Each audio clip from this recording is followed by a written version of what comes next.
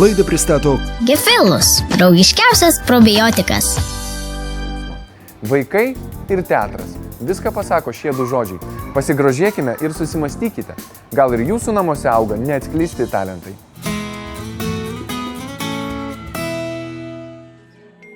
Su vaikais lankydamiesi teatre juos supažindiname su visai kitokiu pasauliu, pilnu spalvų, emocijų ir neišdildomų įspūdžių. Todėl niekam nekyla abejonių, kad teatras yra tokia šalis, kuri atveria vaikams duris į kitokią erdvę. Ypatingai tiems, kurie teatre lankosi ne tik kaip žiūrovai, bet ir patys jame vaidina. Taigi neatsispyrę galimybei pasižiūrėti, kaip spektaklyje įvairius vaidmenis atlieka mažieji aktoriukai, nuvykome į daugiau nei prieš 10 duris atvėrusį Raganiukės teatrą. Spalvingoje pasakų karalystę primenančioje foje susirinkusiems mažiesiems tikrai nėra kada nuobodžiauti. Čia jie gali ir pažaisti, ir netgi susipažinti su teatro gyventoja Raganiuke Niuke. Netrukus turi prasidėti visiems gerai žinomos pasakos Bjaurusis ančiukas spektaklis. Ši pjesė pasirinkta neatsitiktinai. Joje nagrinėjama labai aktuali tema. Mes nagrinėjom patyčių temą ir rodom vaikam tie, kurie vaidina ir tie, kurie žiūri. Mes būtent per teatrą kaip priemonę mokome vaikus gražių dalykų gyvenime, bendrauti gražiai, būtent būti su kitu gražiai. Spektaklis yra ne tik edukacinio pobūdžio.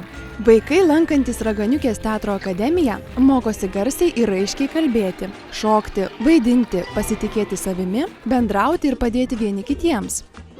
Vaikai iš tikrųjų pasikeičia labai ir pamatom labai daug savybių, gerų savybių atsiskleidžia, sakykime, vėlgi ir iš tokių techninių pusių. Jau jie mums padeda, sakykime, jau užkulisė sako, dabar reikės padaryti tą ir tą, išnešti ir tokį rekvizitą. Jie mums padeda kaip scenos darbuotojai. Patyrę meno vadovai, režisieriai ir aktoriai dirba su 2 skirtingo amžiaus vaikų grupėmis. Parenka vaidmenis, atsižvelgdami į vaiko gebėjimus, charakterio bruožus, ugdo stipriąsias vaiko savybės. Mažųjų yra grupė ir didžiųjų grupė. Mažųjų grupė yra nuo 4 iki maždaug 6 metų, o didesniųjų jau yra nuo 6, 7 ir vyresni. Bet grįžkime prie spektaklio, į kurį atvykome, ir pasiteiraukime žiūrovų, kodėlgi jie nusprendė apsilankyti teatre ir kokia iš to nauda mažiesiems. Tiesiog išgirdau, kad bus spektakliukas, o vaikui labai patinka teatriukai. Tai pasinaudojom progą, gavom bilietukus ir atėjom. Man labai patinka teatras. Puikiai proga praleisti laiką su šeima. Mes dažnai lankom teatrą, ne tik Raganiukės, bet ir kitus. Ir šiaip mes susidomėję esam teatro akademiją, mažųjų teatro akademiją. Ir atėjom pasižiūrėti, kaip vaidina vaikučiai. Manau, tai duoda tą patį, ką duoda pasakos skaitimas prieš miegą, ką duoda pabuvimas su vaikais, ką duoda muzikos mokyklėlės ir visi kiti užsiėmimai. Daugiausia gal bendravimas, meniškumas kažkoks. Laisvumas, kalbėti, tą galvoja išreikšti save.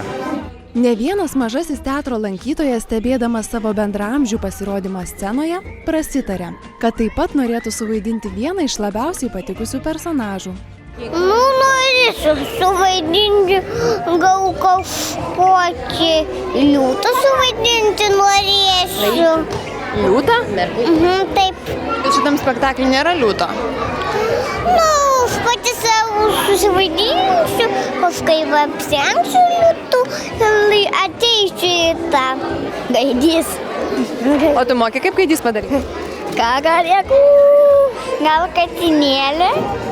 Nes todėl, kad tasai mirksi labai gražiai. Pati smagiausia spektaklio akimirka mažiesiems aktoriams – ovacijos, gėlės ir plojimai. Todėl nieko nelaukę skubame pakalbinti jaunuosius talentus.